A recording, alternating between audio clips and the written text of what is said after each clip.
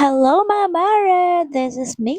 It's Mimi. And so for today's video nga mga mare, ito nga ay i-upload ko na. Ito nga mga mare ang ginawa ko kahapon. Nagpintura nga pala ako dito sa labas ng kwarto. Itong plywood nga mga mare ang tinutukoy ko. Sa wakas kasi dumating na yung order ko kaya pipinturahan ko na. At dahil nga excited ako mga mare, kaya kahit pagod ako at antok, pinunturahan ko talaga itong plywood sa labas ng kwarto namin. O, 'di ba excited 'yon? Hindi pa nga ako nakaligo diyan mga mare kasi alam kong mapipinturahan talaga ako. Kaya after na lang nitong pagpintura ko saka na lang ako maliligo mga mare. Kita mo naman 'di ba? Hindi naman halata sigurong hindi pa nakaligo 'yon. At dahil gusto ko na nga talagang makita ang magiging resulta ng pinturang ito mga mare. At dahil trending nga ito kaya sinubukan ko na. At hindi ko nga akalain mga mare na pasabi ako sa sarili ko, parang hindi naman ito yung order ko. Kaya sabi ko, ano kaya itutuloy ko pa ba itong pagpipintura ko? Pero sayang naman,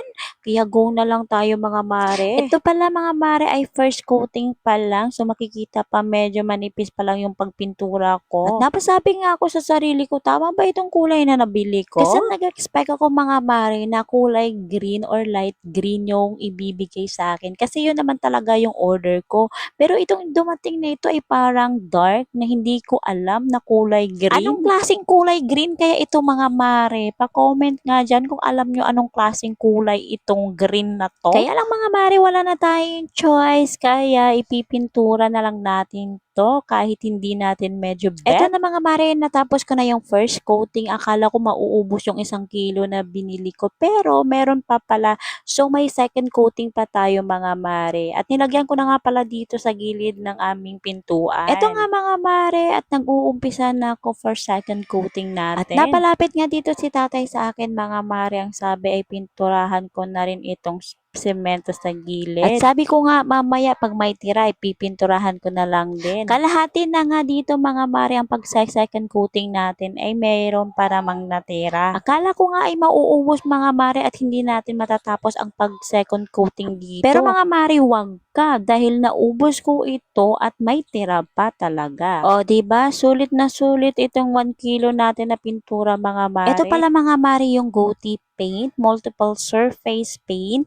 Pwede ito sa kahoy at sa semento na rin. Mamaya pakita ko sa inyo yung sa semento naman. At malapit na nga tayong matapos dito mga mare at sobrang nangangawit na ako. At dahil for the go tayo mga mare, kailangan nating abutin ito. At napaisip nga ako mga mare habang ako ay nagvo-voice over dito. Bakit ba kasi hindi ko kaya dinoble yung upuan para mas maabot ko yung dulo, no? Nasa huli talaga ang pagsisisi mga mare, tapos na yung laban.